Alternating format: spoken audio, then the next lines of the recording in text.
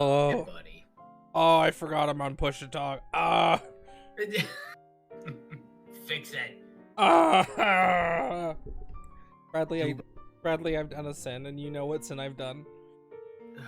What? I didn't finish reading the book. Yeah, oh, no, it's fine. I mean, okay, if I'm being perfectly honest, most of this book is nothing happening. Oh, I know. That's why I had it from this book. This book. We've read this book already, Brad. Yeah.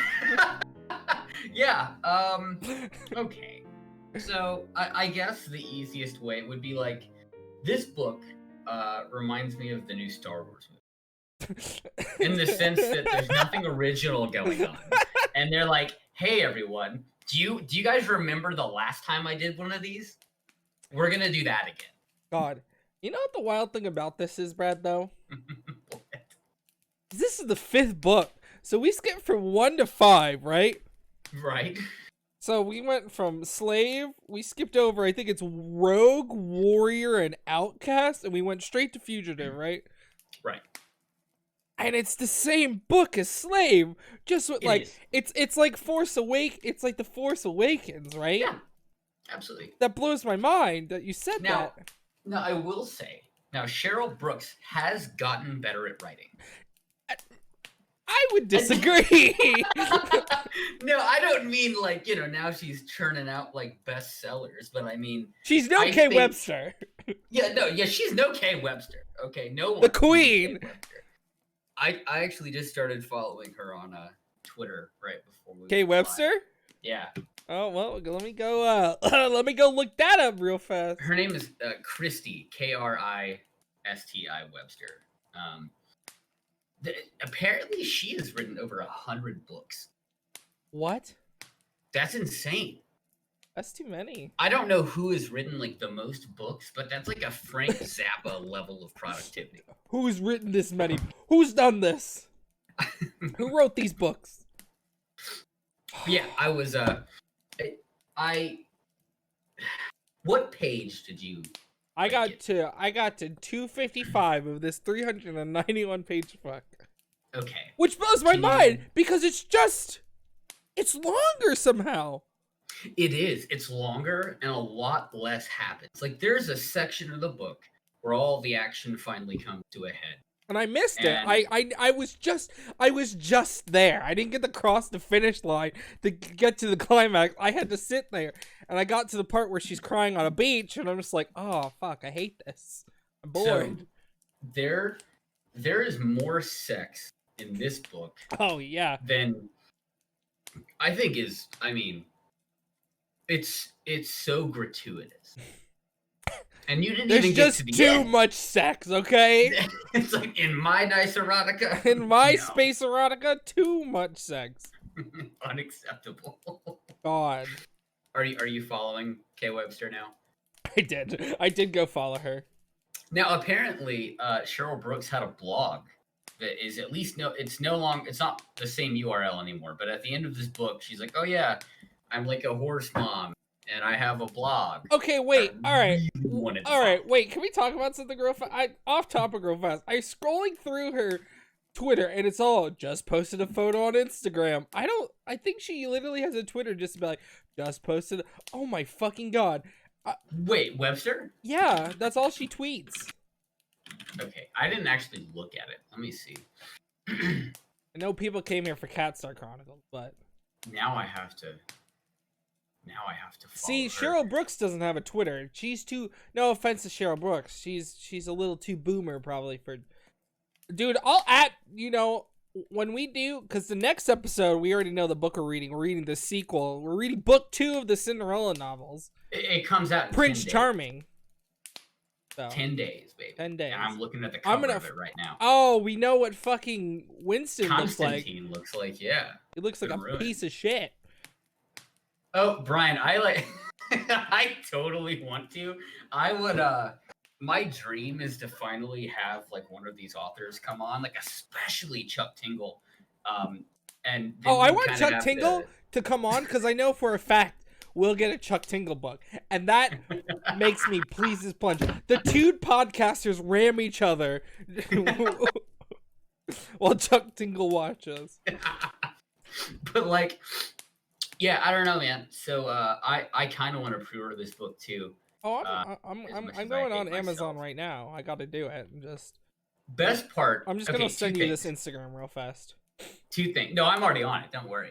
So two things. One, if you look at Kay Webster, and this is nothing against her, I'm looking but like respectfully. she looks exactly how I thought she would look. And this is why I don't know if we could ever have a guest on the podcast. Like if we ever actually got an author to do it, I would feel awful for anything I may have said beforehand. But she's predictable looking. Damn. Bradley out here just dunking facts. Also, I want to say that says Shingalong Puss. Oh, that's my okay. I'm pretty sure that's my buddy Tony. Tony Baloney. Hey fuck. Tony, I love you. Thank you for this description. He's one of my oldest friends in the world. Probably hasn't spoken to my brother in God knows how many years, so that's kind of cool. They're both here. But yeah. So let's see. For those of you wait. who what? Oh, before we start talking about the Cat Star Chronicles, you don't have the physical edition, which I do, right? Of Fugitive. Yeah. And I just want I want to read 2 of the excerpts on the back that really fucking Yowza Bowsers, my dude. Let's do it. Really sexy, sizzling kind of sexy, makes you want to melt in the process. Bitten by books. Wait, bitten by books? Yeah, I guess. Is that like the reviewer? Is that the website? Yeah, I guess so. I'm going there right now. Bitten by books. Also, I totally shamelessly Googled Zetishian penis right before we went live. How was that? Nothing. I just got pictures of the covers of her books. How is there no fan art for this? These books read like the sloppiest hentai. Bro, like the way they describe everything, it is just fucking. Dude, his dick is a fucking a Phillips head screwdriver, man. It basically is. It's serrated. It has a ruffle. And it's okay. So all right, let's do a little backstory because this is in the middle of a series. Wait, Brad. Let me read you the last one before. There's one more excerpt I need to read you. Mm-hmm. I think purring will be on my request list from now on. Romance reader at heart. Mm-hmm. That's good. That's good. If your man doesn't purr in your ear, is he really a man? Whoa, Bradley. Hey, Mystery Josh is what's up, man? Hello. Oh my god. Wait, Jordan, you know who that is, right? Josh? No, I wouldn't know him. That's like Sam's Josh. Don't know him. Don't lie to me. Don't lie to me. I'm gonna lie. Watch me lie. Okay. God. Get off his dick. I'm gonna make Sam read these books. Sam needs to read heterosexual novels just to torture her. We should read it at her like Sam? Somebody would read the Bible to a demon. I think she would die. I think that's a great idea. I want Sam to be a guest on this. I'm just gonna find her at her place of work and just read it to her. I love it so much. All right, can we dive into this? Yes, because I have to go. We have a cutoff time because I have to go by 9. The Cozy ASMR. Thank you for the follow. Oh God, Carla, what's up? Carla, I deeply apologize that you're gonna have to listen to this. Like, I know I'm a gross person, but I'm so sorry, just in advance. Okay, so Tony, here's the back. Tony Baloney. My man's. So these books revolve around Syntherians. The space exploits of a feline humanoid race called the Zetishians. And their planet was destroyed under kind of mysterious circumstances. And it's basically, it's not even implied, it's just like everyone is pretty sure that they were trying to kill all the Zetithians because they're too good at sex. Well, they're too irresistible because they make fluids that if a female ingests, she has an orgasm. But I this is like an earth-shattering, like, I got dumb brain from the dumb dick. Bro, it makes me so uncomfortable when she describes them as like fucking like an exorcism. Like they're on the bed just like I'm just like, Jesus fucking Christ. Is she gonna be okay? So so the kind of bullet points. So their dicks are like, they're not autonomous, but they can move them autonomously. Like they have complete control of their penis. So they can have sex with you without moving their hips. So it's really gross and disturbing. And they have this ruffle, like this frilled, serrated ring. So no, okay, right so on or behind the head. So what it is that the head of their penis is serrated, right? And right. then it's not sharp. Yeah, it's just ruffled it's and like spiky, but well, not sharp. No, it's like a butter knife. You know how a butter knife? It's not sharp. It's just there to like rub, right? Right. It's like a ripped condom, but just around the head, and then behind it, where like the head would start, like it's like a tutu around it, right? Basically, that's a really good way to explain it. Yeah, it's got a tutu, like a frilly tutu around it that leaks corona. They call it coronal fluid because the edge of your penis is known as the corona. Yeah, right. So it's this liquid has. Ugh. Okay, so there's the coronal fluid, which is distinct from their ejaculate, which is called snard, which is my least favorite word in the world. I just hate that they call it snard. And I pictured a penis wearing a cupcake paper. No, that's yes, exactly that's right. it. That's it. Oh my god, that's it. We've figured it out. Oh, I hate that. I do too. So anyway, their coronal fluid is capable of instantaneous, endless orgasms. Like if it comes in contact with like a mucousy membrane on your body, so if it like touches your leg, you're fine. But if it's like your butthole, your mouth, any genital region, you're just going straight to Flavor Town, like nonstop. You know, one way to get to Flavor Town. You're exercising the orgasm demons out of your body. Just it's like you're being tased, but with orgasms. You know, that's how she fucking describes it. And I'm just like, okay. So, I don't. There are events of the previous book that we read that are important, but we're gonna address those as they come up because I think we'll get too lost in exposition. We'll get lost in the sauce, the corona sauce.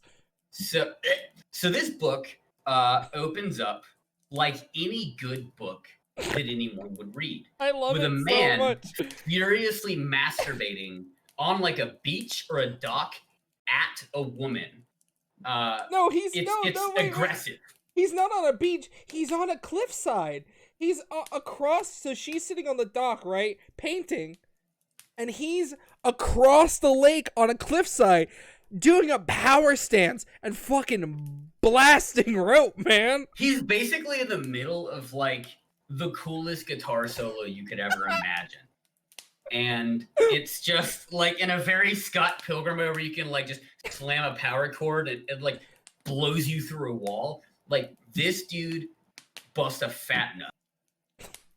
But the best thing ever, they don't jerk off, so he's like, I've never done this before, but goddamn, I can smell her sweet pussy. Okay, so what he's doing is he's basically his species, the Zetithian females, at least as far as we're concerned at this point, don't exist. There's none left. They only have males. And they basically live to like find a mate and then they mate for life. And they're just, you know, the generic chiseled chinned, what is it? Fucking cowboy on the cover of a thrift store fucking romance novel. Yeah. Except they have sharp fangs and like pointy ears and they all have like really nice long hair. So yeah. he is like one of the only ones of his species that can actually masturbate, because it's perceived as completely useless, because that's what like a mate is for.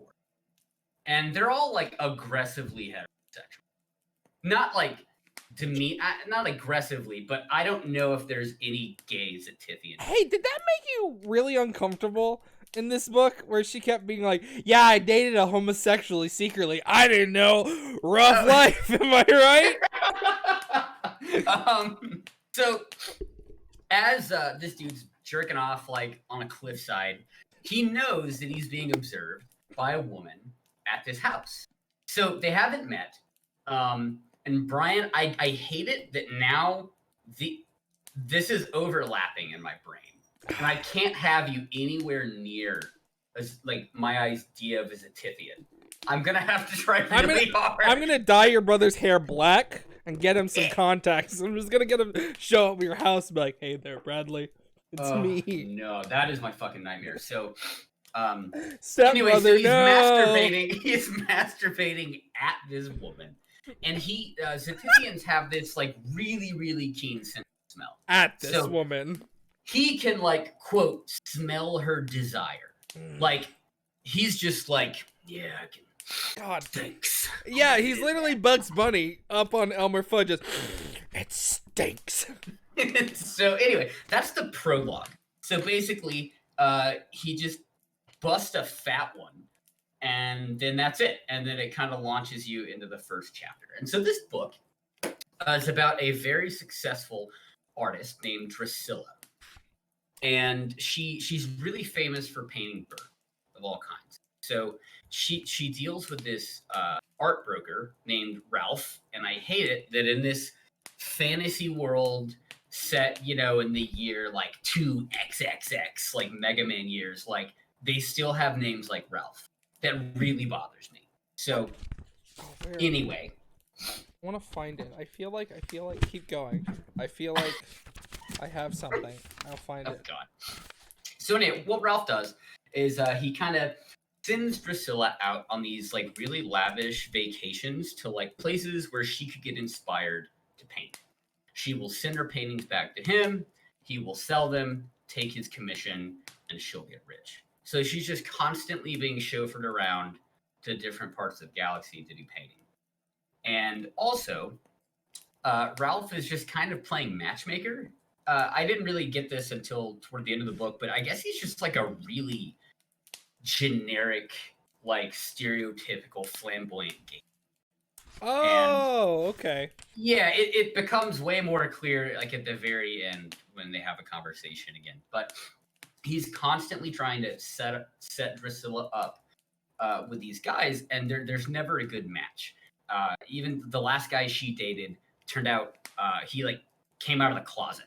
So she found out he was gay, and she was like, well, I guess that's... I love how she found... no. She was like, yeah, he wanted to go to a drag show, but I didn't. But I guess he went with his best friend. Whoops, they were gay. And I'm just like... And they like harp on it a lot through this book. She's just like, hopefully he's heterosexual next. I'm like, Jesus, okay. I know, it's awful. Also, how the fuck are we this far in the future, and we still, like, this guy still has to hide in the closet? Like, goddamn, there are wolf people... There are fucking persecution never end. There is like wolf people. We are traveling through space. Like what? There's an actual those goddamn in gays. This book. There is. Oh my god! Fuck, that blew my mind. It's so stupid. Oh my god. So anyway,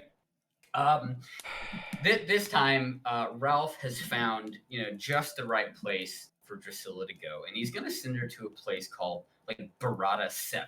Barada 7. Which is the most generic, like she got that name from like a 1995 sci-fi name generator on like the internet. I want to find it. It's somewhere where she said she's like, I want to thank my sons for helping me come up with names. It's at the very end in the acknowledgement section. Okay. So, there are autonomous dicks and you still have to come out of the closet. Yeah, I know. It's insane. None of it makes any sense. This woman also writes books about cowboys. I don't fucking know. She was a critical care nurse through like the 70s. And she's also a horsewoman. And then she was like, I like Star Trek. I think I'm gonna write science fiction erotica. Hey man, she's got 2 sons, a husband, 4 horses, and 6 cats. Oh, that's rad. So, pretty cool, Cheryl Brooks. Ralph is well, hey, the beginning of the first book in this series opens with a literal slave auction. So with the God, sorry. There are a lot of really uncomfortable like tones and themes in these books. But anyway, so Barada 7, this place is kind of like I don't want to say a paradise. It's a really pretty planet. And bro, it's a paradise, okay? There's nothing bad there, and you get to drink the Frackles juice and trip balls. It's a good time. Everyone there's a pacifist. But everybody looks like a giant warty penis. They're all orange frogs. And I don't... Whatever. So...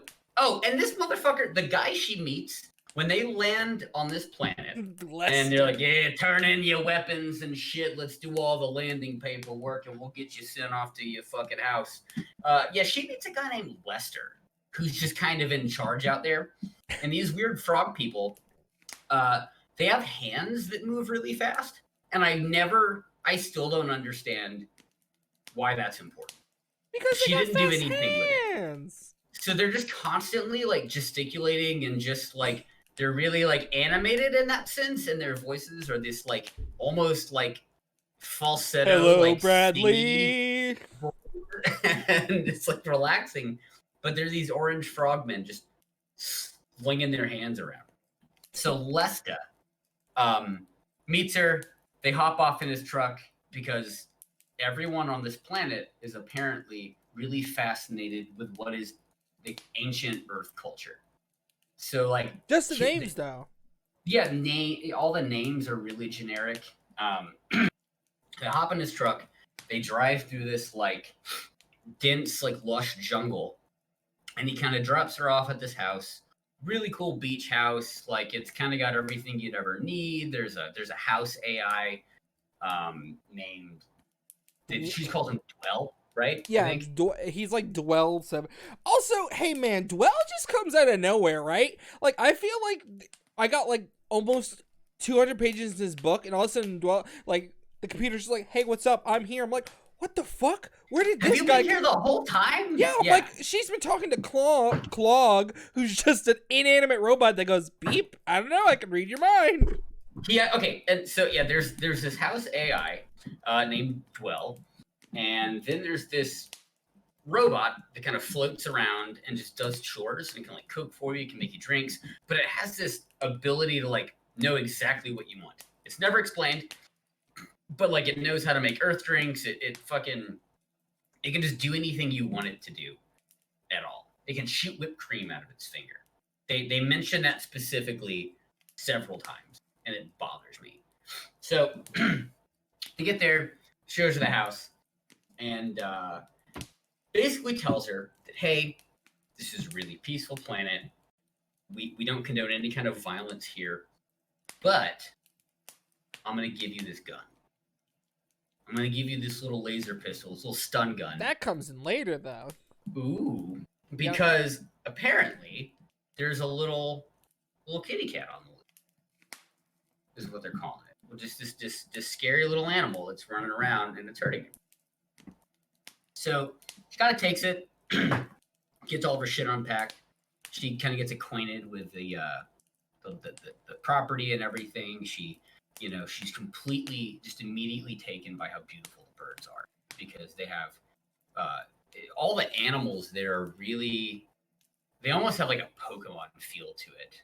I don't know. There's really colorful, vivid, crazy looking. And so she like sets up her shit. She's like, this is going to be amazing. I'm going to paint so many fucking birds. It's going to be badass.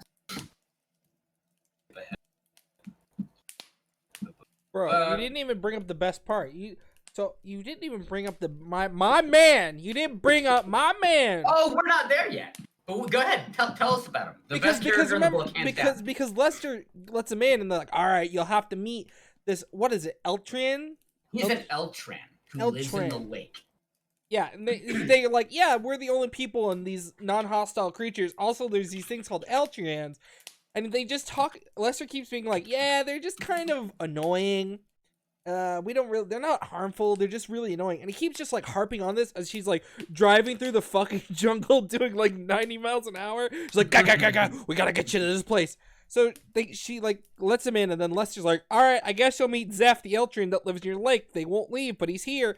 And this fucking giant warty snake comes out, and he's like, hey, it's me. My name's Zeph. What the fuck does this ugly ass, bitch ass, tiny ass motherfucker want from me, you dumb bitch? Hey, what's up, cutie pie? And I'm just like, oh my god, it's a New Jerseyan snake that lives in this lake. Okay, I imagined him as Watto from Star Wars Episode 1. See, like, who just lives in the lake. Wow, we had different. I pictured the guy from the Vine where it's like, oh, that's a good cat right there. He takes a pet like nothing at all. We are on two separate spectrums, my guy. But Watto makes a lot more sense. He looked like Watto without legs. He probably looked like Watto without arms. Yeah.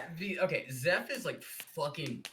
He's like really ugly. He's like they describe him as like fat. He was kicked out of his last lake where he lived with other Eltrans. Because his dick don't work. He got so old, his just dick didn't work anymore, and they were like, deuces, you gotta go find another lake. And my favorite thing is, what the best thing ever is, Eltrons die of loneliness. So they pretty much send him on a death sentence. They're like, good luck, loser. And so he basically just stays at this house and like makes whatever conversation he can with the guests that come and go, which are normally off-worlders. So they're kind of a curiosity to this peaceful people. But yeah, he's really gross. He's really foul. Like, he's sleazy. Like, he wouldn't pay rent. Like, if he lived with you. He would mooch off of you. But anyway, let's see. Jordan, have I missed anything else? I don't think so. Because the best part of this podcast is that we do a really bad job remembering what happened. Oh, yeah. I literally just read most of his book in, like, 4 hours today. And I, like, bro, it's just, like... I finished it 1 hour ago. It's so boring. This one had me kind of bored. Well, so, yeah, I'm going to be honest with you. Nothing really fucking happens for a while. It's just days and days of this woman, like, hanging out, painting, kind of barely interacting with the locals, until she eventually, we come to meet this dude who in the prologue was jerking off on the cliffside. We see some like eyes and fangs kind of at night, and she's aware that someone is on like the property. You can't just skip past the wild, because Brad, you just skip past one of the best parts of this book, man. Then back me up, dude. What do you got? Because real fast, it switches between like so many different perspectives. They'll go from Zeph to Mannix to Darcilia, whatever the fuck Darcilia is. Drusilla? I called her Darcilia in my head for some reason. It's Manx and Drusilla. Drusilla. What? Manx? Manx. M-A-N-X. Mannix. We're saying the same thing here. Oh my god. Mannix. Mannix sounds but, like a testosterone boost. Because, like, it is. He is a testosterone boost. But it literally just switches between these two main characters' perspective of Drusilla just being like, God, paint some birds. And then just fucking Mannix going like, oh, I'm so hard. And it's just like, I smell it. And I'm just like, I want it. I just want to die. But you skipped over the best part where he's now super hype. He smelled her once and he's just like, that bitch gonna be mine, mate for life. She loves me. That one sniff, she's in love with me. So I'm a fugitive, but I'm just gonna forget everything because dumb dick, you know, the main villain in this book, dumb dick, and all really. That's very true. Because it's like all of them have dumb dick. So he then goes under her house. And she's just all like, oh, eating my fancy steak and my cheesecake. And then he purrs, and she's like, well, time to masturbate. And I'm just like, what? And she rubs one out with great enthusiasm. Because she pictures, like, oh, what man could be purring? Oh, I'm turned on. And I'm just like, bro, what? Like, she literally had a past lover that she refers to as Drab Dave.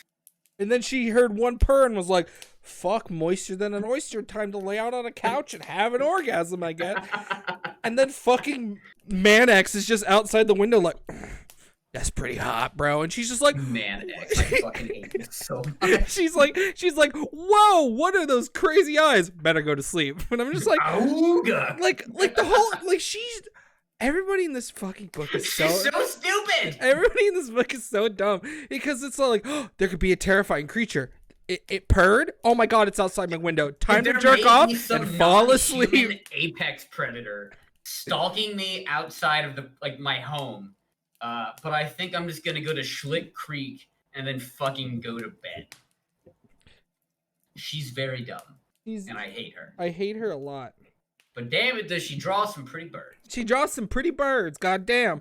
So yeah, then they just play this cat and mouse where like Man-X is like, Zeph, do you think she likes me? Finger touches. Ooh, because they're buddies, by the way. Because at this point, all we know is that Manx is some kind of fugitive. Well, it's because he got kidnapped. He got kidnapped and he was supposed to be sold into slavery. But because he was such a good, he was the wily Zenturian or whatever. Zenturian? Yeah, this guy is a Zetithian. Zetithian. Fuck, I just it don't. doesn't sound better. The Zethurian, you know, the Zergs. the Zeturian, you know, Zathura, the John Favreau movie. That's what they're based on. But because then, like, that's literally all it is just Man-X doing the opposite of being somebody on the run, being like, I need to keep smelling her, and then starts like hyper fixating on her, and she's just like, I love this fantasy man in my head. God damn, I wish he was real. But also there's like a weird creature here. Oh my god, I saw his dick. Whoa, I'm in love now. And I'm just like, huh? So yeah, the romance in these books, and I think I fucking talk about Twilight every episode, but I can't get it out of my head. The characters in these books fall in love with teenage intensity. Well, here's one thing, because I'm slowly falling into this Twilight hole, because I've seen 2 of the movies now. So I'm quietly, slightly one thing I could say, there's no toxicness in these books, because fucking Twilight, they're toxic piece of shit. At least Man-X and Drusilla, not toxic, but not pieces they're of just shit. Stupid, yeah. They're just stupid. There's a difference between being toxic and stupid. But oh yeah, no, we're currently talking shit about Sam's favorite movies. I mean, we all know Sam doesn't have good taste, only in wine. Yeah. But anyway, so at some point, it's just cat and mouse back and forth. It's really not exciting at all. There's the occasional masturbation scene, and then wait. When they finally, like, he walks up on the beach, like, okay, they start writing each other messages in the fucking sand, right? And the dude sends this face. Let me write it, because it's literally like the most fucking raw XD shit I've ever seen in my whole life. It really is. It's literally that's what he fucking puts in the sand. And then it's like, oh, that means I want to fuck you. And I'm just like, what? No, because that's not what that means. World, like, there was a very long courting process with Zetithian female. Oh, because they don't just mate and then they're all good and they have like a ton of babies. It's like the women have sex like a couple times in their life, and it's like for the sole purpose of reproducing. And they always have kids in triplets. But Earth women, horny as fuck. Ready to get snarred down, you know? So they start writing these messages to each other. And I never understood the entire time why. I mean, I get it, kind of, but it was shallow. But Manx literally could have just like, hey, maybe I'll just like, I don't know, go fishing and then just like wave to her from across the lake or something, and then maybe we could just get to know each other. But instead, he makes everything so insanely difficult. Is it weird that like I just pictured the scene of Forrest Gump waving from a boat? Just a giant cat man with his huge cock out just waving, and she's just like, okay, they never wear clothes. Well, okay, they do wear clothes, but it is like not normal for them. Well, no, Manx never puts clothes on until like he has to run away. She just wears just tiny pieces of cloth around her. Also, She writes, I don't know if every single woman's the same, but she's the same as fucking Jack. She has big ass, 100%. small titties. Like, damn, Cheryl Brooks, do you have a type? Like, what's happening? Yeah, I know. It's insane. All of these characters are the same characters from the last book, which wouldn't matter if all of those characters didn't meet together in this.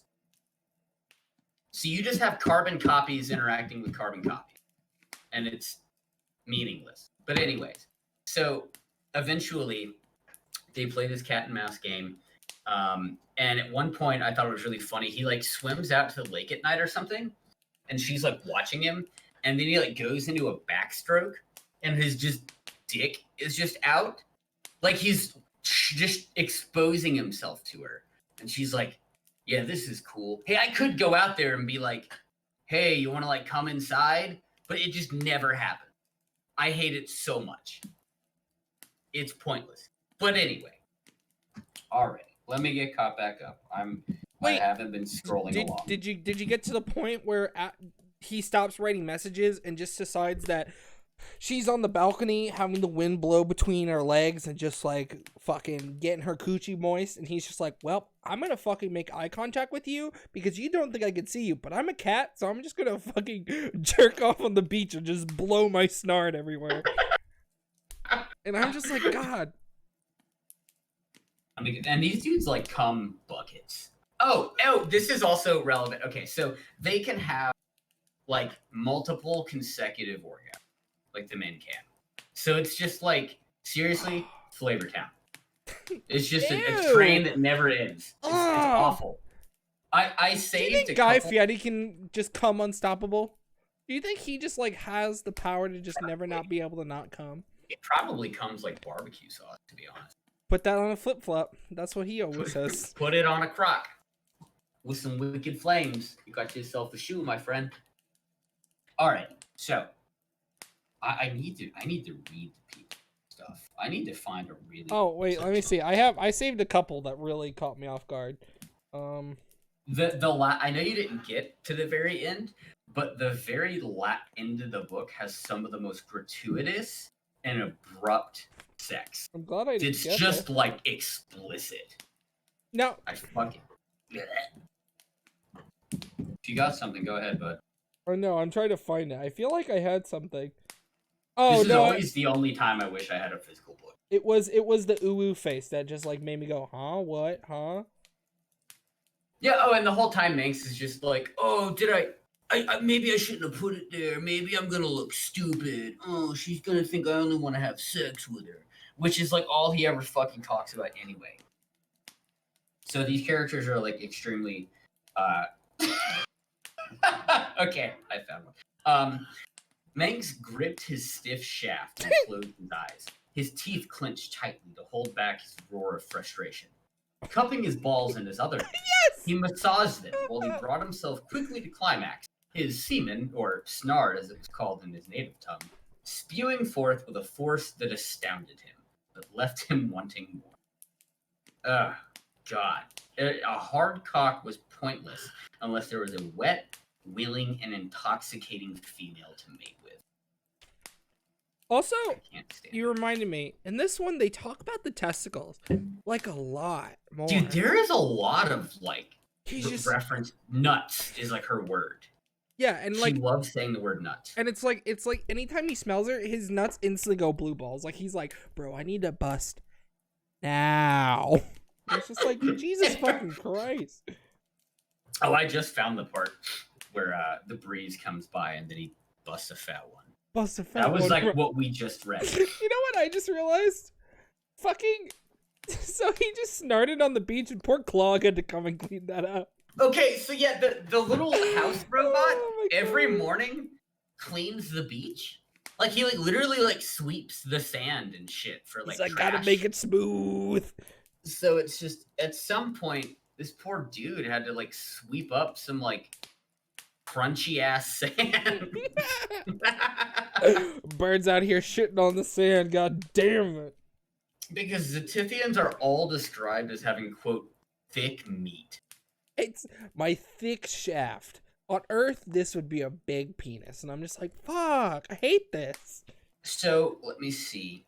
It's seriously like we're floundering right now because nothing fucking happens until they finally meet in person. Absolutely nothing. It's boring, and you just kind of like fucking It drag through stays it. boring though, but also I forgot in chapter 5 we get introduced that the original characters from the first book, are yeah. on the hunt for him because they're trying to save all the Zethithians, and they all like know about like so like the outlaw, the rogue, and the warrior. They all mention them, and I'm just like, what? And one of them marries a witch that can light people on fire with her mind, and Yeah. I'm like, fuck, why don't we read that book? That sounds way cooler. So much Like, fucking God, better. I thought like the fifth one, like the middle one, I'm like, this has to be good. We do learn that there is like an omnipotent evil out there that's paying the Nedwards to kill them. Okay, yeah, so there is a big bad, but we don't find out what it is. All we know is that what is remaining of the Zethithians out the galaxy, there's like a heavy, like huge fucking bounty. 5 million per Zethithian, which I'm like, God damn. So there are these creatures called Nedwets, and they're kind of like your generic like orc goblin, like they're just the generic baddie. They're wolf. So people. there's they're all wolf, sorts of. They're wolf people. Oh, is that what they are? Yeah, they're wolf. I seriously imagine Predator. Oh no, they're wolf people. They're like big fat wolves. Think about They're totally a Thanos. Yeah. Yeah, he does snap their planet, and the Nedwards did send a meteor into their planet to destroy them after kidnapping a bunch of slaves. Yeah, they like fucked that place up. So it isn't until the end of this book that they're like, hey, maybe we should like get to the bottom of that. Oh, maybe we should try and figure out what happened. Do we ever, Brad? Because they introduce a bunch of characters in chapter 5. They introduce Jack and her team who are trying to rescue them, and then there's those two ladies. Who the fuck are they, Brad? I don't fucking know. I'm thinking they were probably. So we skipped a book. We skipped 3 books. I think. Yeah, we skipped a lot. So there might be. I'm sure these are characters that were introduced. But did they explain why are they there? What are they there for? No, I have no idea. This is just Jack's crew now. No. I'm talking about. No, because there's. Yes, you do figure out what they are. Who the fuck were those people, Brad? Because they introduced these 2 women who are in a small spaceship who are hunting down Zethithians too, but not in a malice way. Who the fuck were they, Brad? I didn't get to that part because I didn't finish. I will tell you this: they have 6 fingers on each hand. Okay. I don't know if you remember anything about the first book. Wait, the fucking the sexy horny people?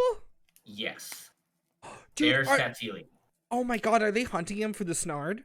Yes. Oh my god. Is it the same girl from the club scene when she tastes it? Oh, I don't think so. Okay, because I'm like, is she going that deep? Is she bringing back a character that was literally on 2 pages who was like, I drank cat's jizz and I'm obsessed now, so I'm gonna hunt them down to milk them. So something I need to bring everybody up to speed with because it'll become important toward the end of this book. Okay. But in the first book, there is a planet called Statsiel, and it's a really strange place. And anytime you visit there, it is like custom. You have to, like, the norms are that all off-worlders will dress themselves and like adhere strictly to like the customs of that planet. So you don't show up in your regular clothes. You show up with what the natives do. And what the natives do. This is a planet that is completely dominated by women who are physically chained to their men, because the men on this planet are, for whatever reason, they are just naturally hyper aggressive. So these men, there was like a big war and like a lot of people died, and to help kind of ease the aggression of the male population, they chain themselves to their men, and anytime they get in a fight or raise their voice or get angry, they just start like jerking them off. Like they just immediately like, hey, you like sex? And it changes their mind, and it's this whole leather daddy kinky planet. All of the men have to have their dicks out. But like you forgot that like the women are practicing eugenics. Right, no, we're gonna get there. Oh my god. The reason that this is happening is because the female population of this planet is selectively breeding aggression out of the male population. Sushi's angry. Yeah, I have to let her out. Hold on, let me open the door. Let me just throw Sushi away. Come on, here you go. And all right, sorry, my dog promptly ruined it by rushing her as soon as I. I'll kill you. But anyway, so yeah, the women are selectively breeding out the aggression in the male population, much like, but it's a secret. Like it's this huge conspiracy, and the men don't know that their like DNA is being altered, like over the because they're injecting different semen into like the genetic pool of this planet because they're it's fucking. I hate it. So we find out that there are several groups of people who are hunting down Manx on this planet. One of them is, I hate that her name's Captain Jack, but it's Captain Jack, her Zetifian husband. Of this Jolly Roger, baby. And she has a gun named Tex. And I just imagine her as Sandy Cheeks. That's what her character is. Bro, you're fucking right. So Sandy Cheeks is married to a Zetifian male, and that was the entire plot of the first book. So they've gone around scooping up other Zetifians, and they have a little crew now. And they also have like 6 children. And anyway, so there's that group. There is a group of Nedwats who are constantly like scouring the galaxy for any traces of Zetifians so they can capture them, collect the bounty, and then sell them into slavery. There is a group of 2 women who are from Statsiel who are looking to collect some Zetifian semen to take back to their planet. Because at the end of the first book, they left a sample of Snard on the planet, and they like impregnated several women with it. And the Zetifian Snard is way better at breeding out aggression than human Snard is, or human semen. So they're like, hey, that worked like way too well. Can we have more? So they're not looking to kill anyone. They're literally trying to be like, hey, can you please jerk off into a cup? So I can take it back home and turkey baste it into other women. So that's what they were there for? Yes. So, oh my god, I hate it here. So yeah, the book eventually comes to a head where everyone is trying to find the same person at the same time, and it's like kind of exciting, I guess. Is it though? No. But when all you have the entire book is just a whole lot of bird painting, anything is better. Bird painting with sniffing. Also, thank you, Big Greg, for the follow. Yeah, it's literally like half of this book is like her bird painting and him sniffing her, and then them having just uncontrollably amount of sex. And like, I don't remember if this was in the first book, but he literally fucking turns the head of his penis into a drill. Like I don't remember that. Because he talks about how he can move the ruffles like autonomously, so he can just spin his fucking head of his penis. So I think the ruffles are like kind of attached, but he's literally got a Milwaukee drill for a cock. No, he has a pair of inside pipe cutters on his dick, and I'm gonna send you a picture of that, Jordan, for you to throw up on screen. Okay. All right. You fucking hold on. You fucking hold on. Bing bong bop. Bing bong bop. There's that awful Google link. Okay, and it's the first one. So he basically has a pair of inside pipe cutters around his penis. Oh my god, this is horrifying, Brad. And the ladies love it. What the fuck, Brad? Like, no. Like, It's like that, but fleshy. Yeah, it's like that, but fleshy. And like massive and veiny, and we specifically learn and constantly in this book that they are not circumcised. So we do learn that. I don't like knowing any more details about how their junk works. Oh, they probably But get like anyways, the worst schmegma. I don't even want in stream done. It was good talking to you guys. I hope you have a good night. Because they're constantly leaking. They are. That's collecting dirt, man. I'm trying to flip to a page so I can read to everyone a sex scene. Oh. But I'm over 100 pages in and they still haven't met. Okay, so, wait. Because these scenes are like gross. Yeah, I read there was one scene where he always describes as being impaled. He impaled me, or like he just like picks her up and just like drops it on her, just like picks it up and just like goosh. Like, guys, there's like a jar of peanut butter, just goosh. There's one scene where he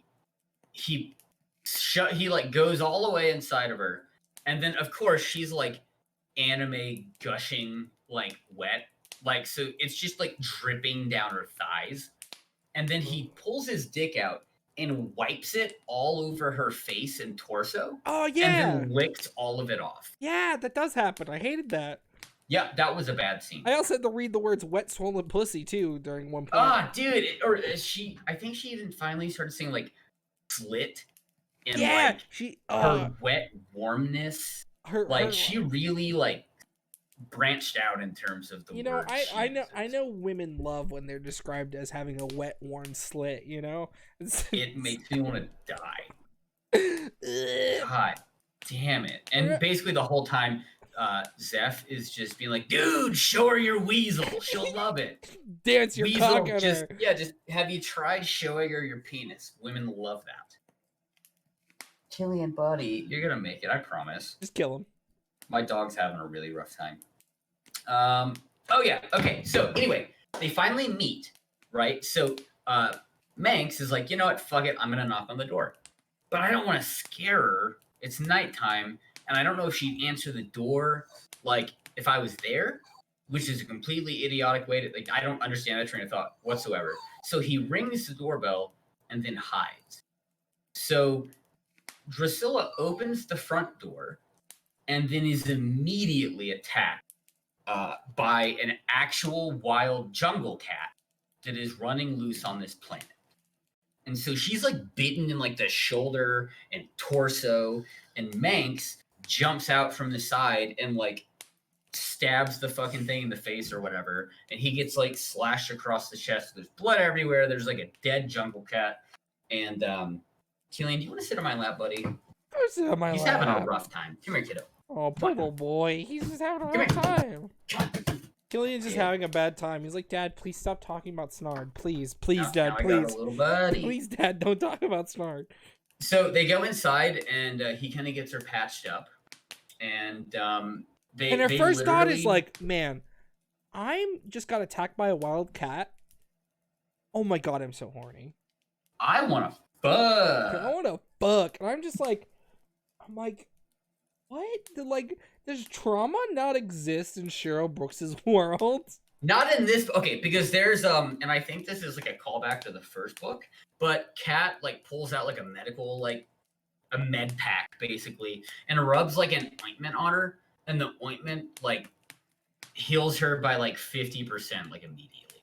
Oh yeah, not Cat. He sprays her in the eyes with a hyper potion. You meant Manex, not Cat. So you're getting your Z's wrong now, bro. Damn it! Cat is the first. Because you got to remember that's the first thing Jack did to Cat was rub the ointment on his penis after taking a ring out of it because he was pierced and chained to his own cock. Yeah.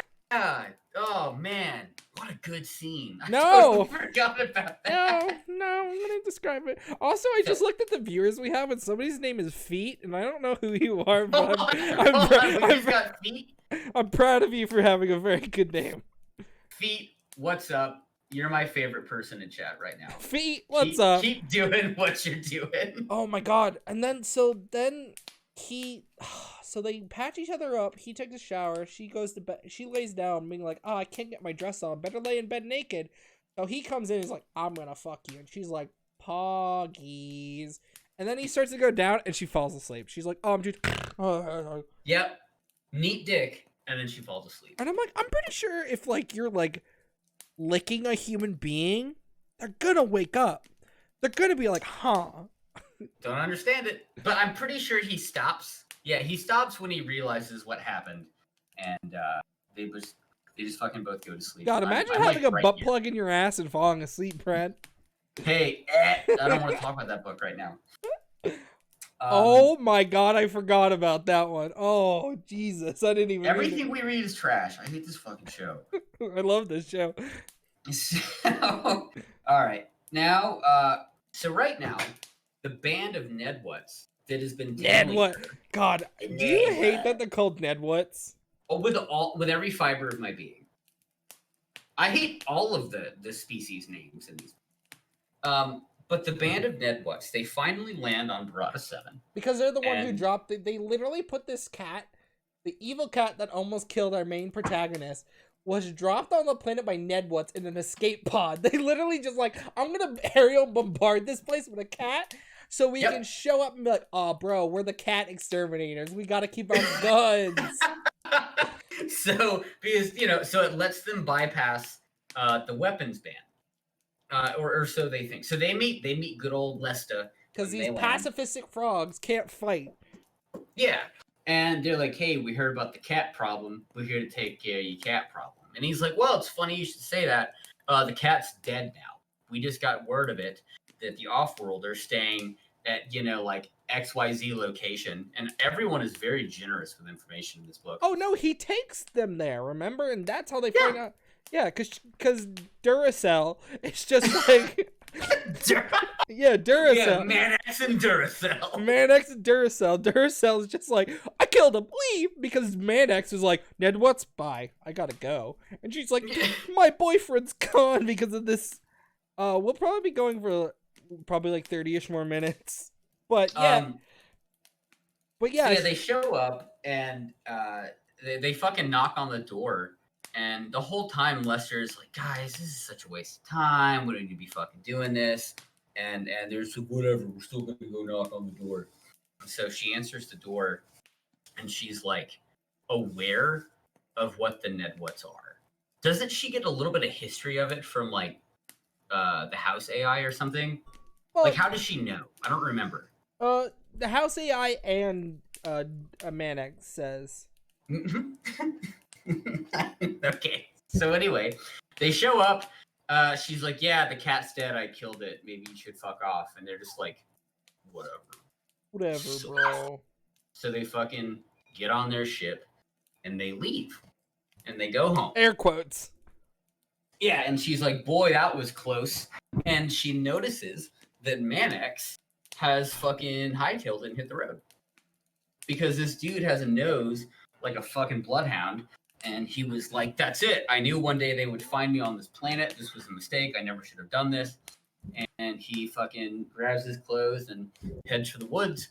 And now Duracell is so overcome with grief because in this time, she has fallen madly in love. I mean, this is a passion that she's just never experienced before. Didn't even think it was possible for this man she met. Their relationship makes as much sense as any relationship in the Wonder Woman movie. Damn, Brad, that was a crazy take, bro. That's my hot take on everything. But okay. Wonder Woman movies suck. All right, Brad, because I had 100 pages left of this book. So I need you to give me the quick cliff notes, right? All right, that's fine. Okay, so the Nedwuts leave, air quotations, and she's all sad. She's crying on a beach. Manax is just in the jungle, and now he finds out that he can smell two other Zithuras, the Jon Favreau movie, on the planet, right? So what the fuck happens? Like, just give me a brief synopsis on how this ends. Like, what does Jack do? What does Jack's gang do? The two girls trying to get schnarred, and how the fuck do Duracell and Manax get back together? All right. So it plays out like this. So everybody lands on the planet. So Jack's on the planet. They've got their little speeder bikes. They're just kind of setting up camp and like trying to come up. Yes. Love that. Because there's a lot of them at this point. There's like there's 3 kids and then 3 infants that they're traveling with. Oh my god, there's 3 infants? Yes, and they're fucking named after the Three Stooges. Larry, Moe, Hey, and Curly? yep. Oh. I hate it. Hate it. So everyone's landed. The Nedwoods have come back. And basically, we find out that Manx is like sprinting back toward the scent that he's picking up of two other Zetythians. And we learn that this scent is from a potion, like in a fucking cauldron that is being brewed by this witch. And this potion is made up of like, you know, generic like witchy things, but also like hair and semen. So she's like captures the essence of like Zetythian species, and she's using that to lure them in. Oh. She's like, you know what might work a little better is if I were to maybe brew this super special aphrodisiac love potion that's like forbidden and that I probably shouldn't mess with, and then I'm gonna give it to Duracell. What? And then Duracell is gonna consume this potion, and she's gonna be so horny that we're basically gonna scoop up whatever comes gushing out of her fucking genitals, and then we're gonna slap that in the potion, and then Manx will have no choice but to be here. So they do that, and for the next like final act of the book, Duracell is just like unimaginably. She's on a horny rampage. Like she's like pulling hair out, like let me at him, fucking, I gotta go find him because she just needs the D that bad. They kind of devised this plan to ambush the Nedwoods because they know where they're at. Gotta nibble that is slit, dude. If you only you knew how close that is to like actual sentences that are in this book.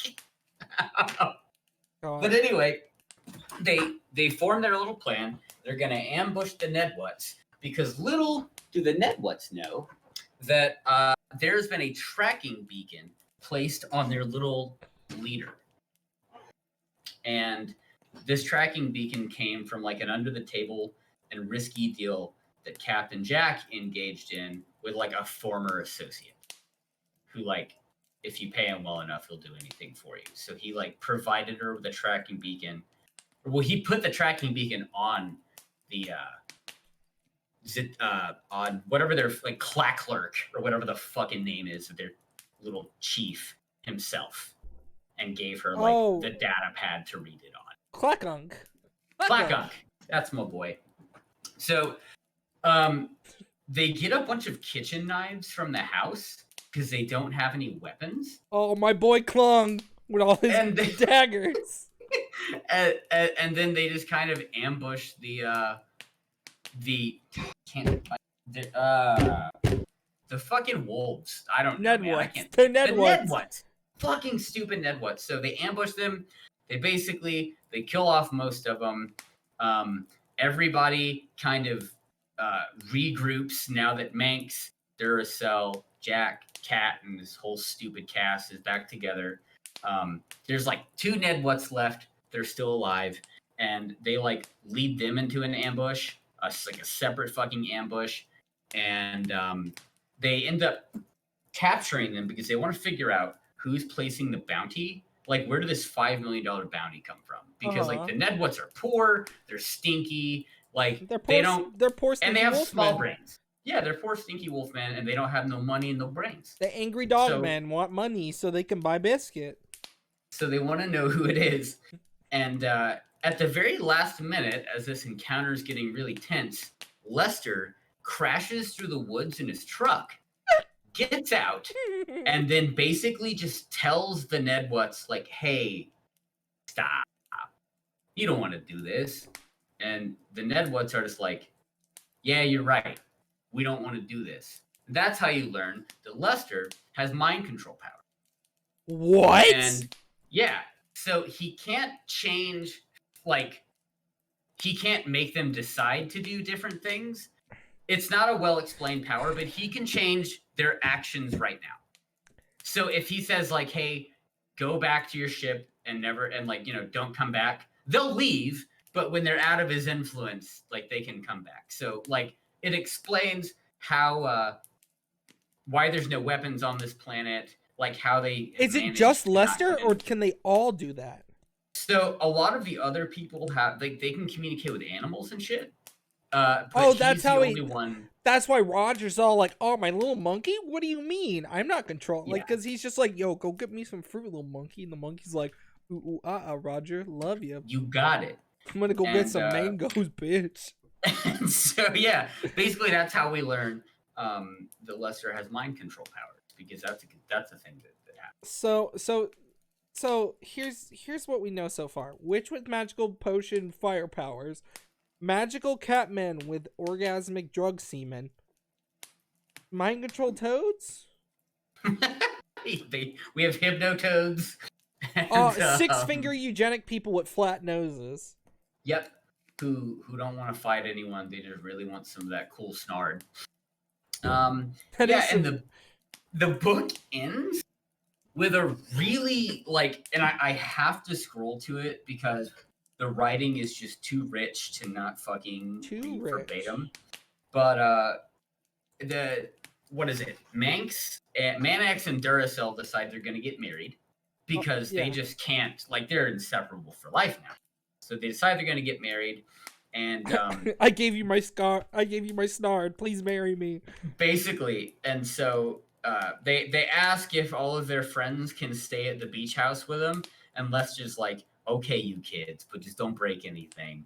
And so they have this like big feast, and everyone's just kind of hanging out, and then everybody fucks.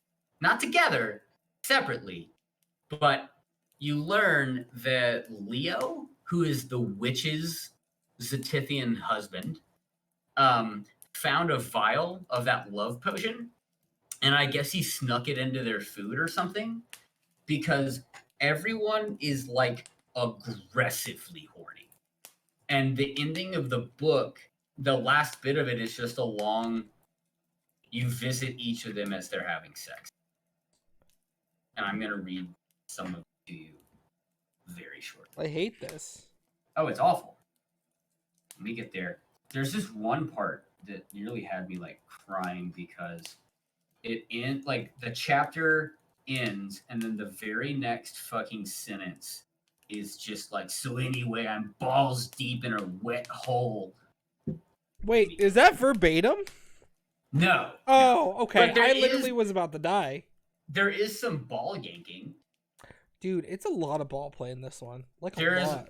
She's really into balls. I'm learning. Let me see. Also, I guess nobody in the universe, in the God's year of 3200, nobody goes down on anybody except for men. Men get it all the time. Women, no. That's cringe. Oh no. Fucking. That's why when the Zetyrian men do it, they're like, "What? You're gonna lick my wet slit, poggers?" Oh yeah, Duracell gets eaten out like 100 times in this book. I swear to God, it's right. I'm so fucking close. I'm so sorry. So was he. I'm just flipping. There it is. Okay, so I'm going to read you a little bit. So, as always, the fusion of their lips and tongues set fires burning within each of them. Fires unquenchable by anything other than their union as lovers. And then there's little ellipses, and then the next paragraph is, meanwhile, back on the boat, Cat was on his hands and knees fucking his wife's hungry mouth while he savored her creamy slit. Yo, yeah, she used creamy a lot more in this book. It was awful. His cock felt good no matter where you put it in Jack's body, but this was the best place to start. It drove her completely wild. And then when she was about to catch fire, he'd turn around and bury his cock in her. She liked it all, and so did he. And this Cat's nuts were hanging right at eye level, and Jack was enjoying the view as much as the taste and feel of his hot, meaty dick. The way she saw it, the only disadvantage to this position was that she couldn't tell him how good it was. Now, she'd tell him later, like she always did, but in the meantime, moaning was about all she could do. And then he began fucking her with his tongue, and her moans got even louder. Bro, am I just a hardcore fucking cat fucker now? Not great, but good. Not great, but good. And then it cuts to another scene where it's just Leo is having sex with the witch, and like, where is it? He's alarmed at how hard his dick is. Like, it's so hard, it's concerning to him. And he like they're in the water, like having sex in a lake. That's how you get a urinary tract infection, my guy. Yeah, they're boning in a lake, and they crawl up onto the sand. Oh. And see, Leo comes like 4 times in a row, and like he basically covers his wife in cum. Just completely covers her in it. Cool. And it was great. Cool. And then you get your last sex scene between the two lovers, and then the book just kind of ends shortly after that, but not without getting this in. Her creamy slit was swollen and wet, the syrupy fluid dripping onto his knees. His stiffly up-cocked penis was poised to take the plunge, and he gripped the shaft, spreading the lubrication from the head down to the base. Drusilla, he said thickly, I can't do it yet. I'll come too fast. Turn around and suck me. So there it is. That and then like what's a few what's pages the final later, sentence of this book? I need to know what the final. And they did. We will, Manex promise, and they did. Oh, because they'll have a good life together. Yeah, and that's it. And they just like they plan a wedding, and the book just kind of ends, and we don't know who the person is behind like placing the bounties.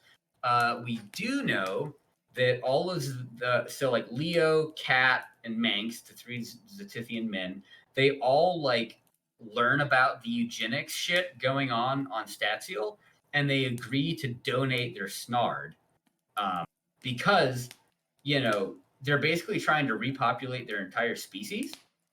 So fucking they're just gonna like they need quote multiple bloodlines. So they need as much nut from as many of them as they can get. Yeah, because you don't want inbreeding between the cats. You know, they're not gonna have fucked up eyes. Yeah, one's gonna be born with a normal penis, and then he's gonna be made fun of. You know, dude, he doesn't got ruffles. What a loser! He doesn't even produce fluids. What a loser! I drank his cum and didn't have an orgasm. What a loser! So, Dad, Mom, why doesn't my cum make an orgasm? The girls at school make fun of me. Oh, one last fucking thing. Okay, so the 6 children that Cat and Jack have, whilst they're brewing this love potion aphrodisiac thing that makes people like insanely horny, the kids are sitting nearby. And they're like, hey, we should probably get the kids out of here before they like watch us fuck their mom. And they were like, they basically just implied that the kids were very much like their fathers, and like that this, I don't know, 6 or fucking 10-year-old was like more than capable of like, I hate it. I hate it. I don't even want to talk about it. It's awful. Just the implications are fucking weird. That sucks. You know what? Can we talk about two things real fast? Yeah. There was another Zethurian, the Jon Favreau movie, that wasn't with them because he's an he's a galactic rock star? Yeah, dude, he plays in a cool band. He's fucking Johnny Silverhand from Cyberpunk. Which book do you think that is? I don't know, but god damn it, do I want to read that? You know what? You know what one I want to really read, Brad? What? Virgin. Cause there is one just called Virgin. What the fuck? There's one called Virgin, and like you fucking wrote a book about me, dude. Oh my god. Oh my god. Oh my god. Do you know what I found out too about Cheryl Brooks? Her last book she wrote was in 2019. And you know what it was? Yeah. She's writing another Cat Star Chronicles series. Because I guess the first one... Cat Star Legacy. Legacy, yeah, right? I'm just like, what the fuck? And I accidentally read like a little teaser from, I guess, one of the most recent Cat Star Legacy books. And they do find Zetithian women. and she mates with a human man. So it's Bro, like oh the my same God. but different. I'm so excited to read about that. I I want know. to hear my human cock is rock hard. But Wait, now, okay, Brad. I Brad, mean, now that you've said that, are you interested in wanting to know what their slits look like? I 'Cause really do. Because now Oh I my just think God, of are they? Yeah.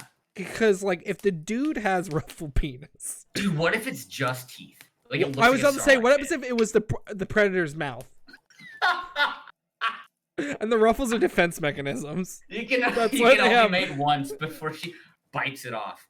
Oh my God. Oh, like- there is some dick biting in this book. Like that just brought me back. But yeah, no, there's a part where the dude's like, "Hey, bite me." Bite And she's me. like, "Okay," and so she bites his dick and Ah! yanks on his ball. God, I hate it here. I hate it so much. I've never felt more vanilla in my entire life. Like, I'm the world's most boring man. Somebody bites my dick. I'm having a bad time. But hey, the next book we're gonna read, well, so it's gonna be a minute before the next episode because the book has to come out first, and Well, then we have also do every other week now because even though we have so much free time, we still procrastinate. Dude, still trying to read. Like, I also read for fun. Like, if we went back to weekly episodes, I just couldn't read it Yeah, because I'd always be reading smut. yeah, which is awful. So, well, my fault is I got really addicted to WoW. That's why I didn't read this book until today. So that's all on me. Well, it doesn't help that we also Are lazy pieces of shit. play DC Universe Online for 10 hours straight. I'm been craving that, man. I want to play that again. I just want to fly around. I don't know, man. But Monday, baby, we're going back to space. MMO Mondays. Hey. So, anyways, that's that piece of shit book. You know what? Can we just say something? We're not retailer class. Oh, retail. I was like, what are we talking about? Yeah, retail. Wow. Fuck. Can we say that the thing is, these books aren't meant for us. There's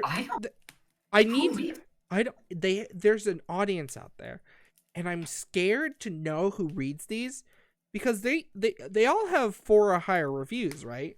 They're almost all 5-star books. Reviews. We don't read bad books on this channel. Yeah, they all have. They're just not made for us, you know. I think But, they're like, made I for think- very repressed horse girls. I think they're made for repressed girls who just like who grew up into repressed horse women. Yeah, you know, I you know, if you want to fuck a cat, write a love novel about it, you know. And you get to quit your job as a nurse and stop watching people die because you get the you can quit saving lives to write smut and write cat porn.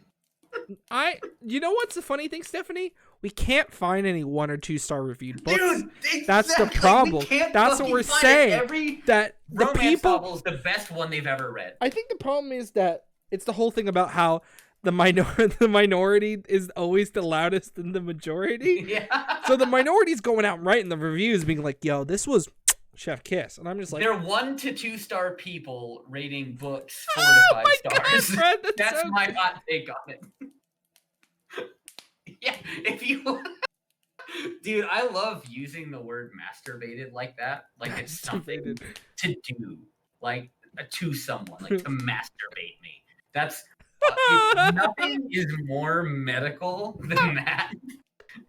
Also, awooga, doctor. Awooga, big mommy milkers. Awooga. Welcome back to Big Mommy Milkers. Please like and subscribe. Big goth titty mommy milkers. Awooga, big booba, wowa. Oh, that's alpha. Oh, dude, I want them on the podcast. Yeah, bro, we'll take anything. But next week, in 2 weeks, January, let's see, what date is that? So January 30th, we will be back. We will be doing the second book of the Cinderella novels written by Kay Webster, Prince Charming. And not gonna lie, I'm gonna look forward to it because the first one, Stroke of Midnight. Don't say A Stroke of Midnight because that's a different erotic novel. It's Stroke of Midnight. left me on a Cinderella cliffhanger that I need to know what happens. And this book has great incestual themes. Did you say So, ancestral? incestual. Or, don't like that. And ancestral. Yeah, it's like Shamanistic. yeah, it's like what happens if Cinderella liked to have her pussy slapped and her brothers, try to murder her with a pair of scissors, Yeah, Is that what everybody her wants? stepbrothers would every now and again, I don't know, fuck her, Try to It's put a great. bird in his ass, poor shrimp, Oh yeah, hey, by the way, Shrimp, this episode goes out to our my boy Shrimp. Our boy Um, Shrimp. Everybody loves our boy Shrimp. He's a pink parakeet. Love that boy. Think about you every day, Shrimp.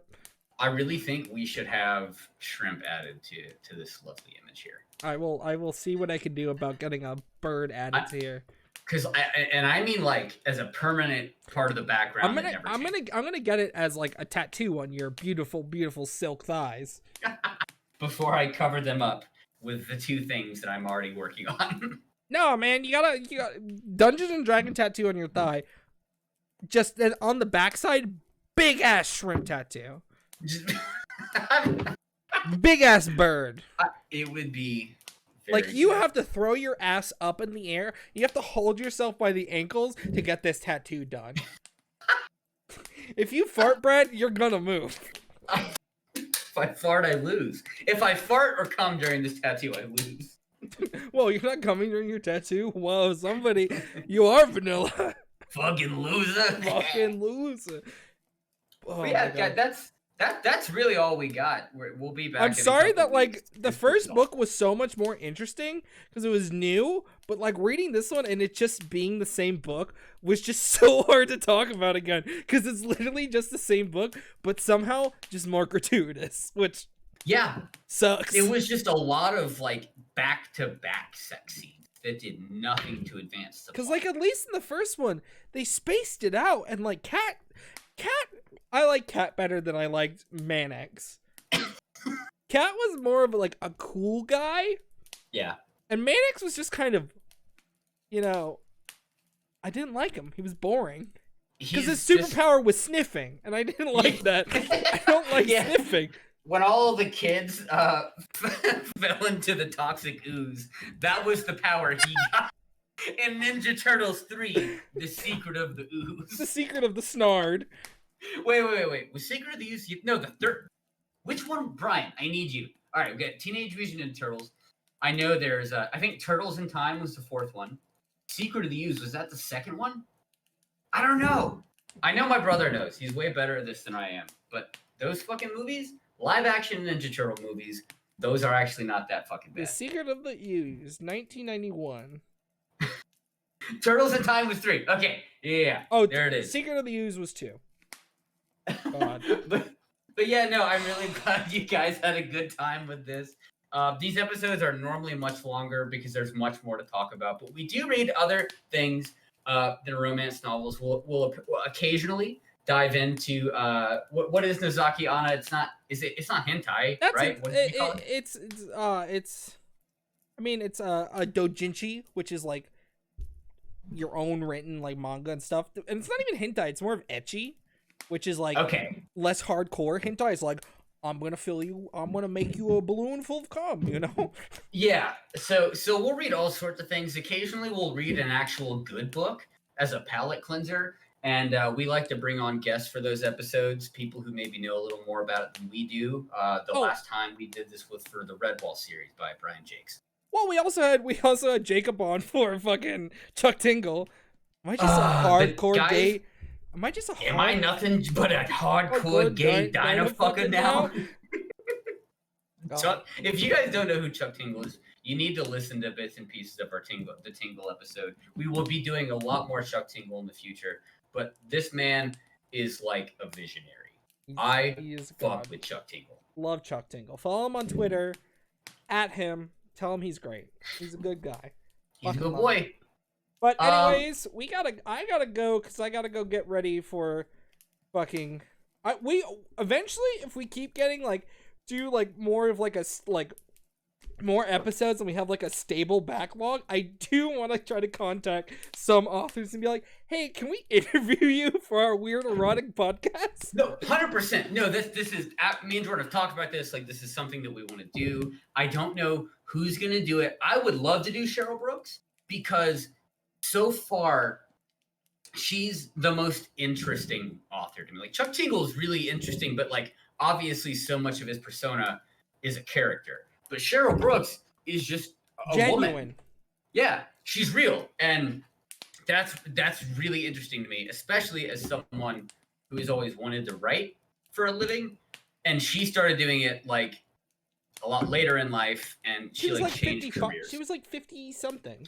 Well, her email address is a Yahoo email address, and I only know this because it's put in the back of her books. But she makes like the boomer thing where like if there's a number in her email address, it's because that's the year she was born.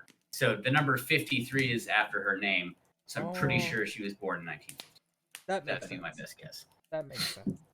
So, you know, she's older than my parents, but by a little bit. So, but this woman is churning out like multiple series of like really graphic erotic novels. Like this book, we didn't do a lot of reading sections from this one.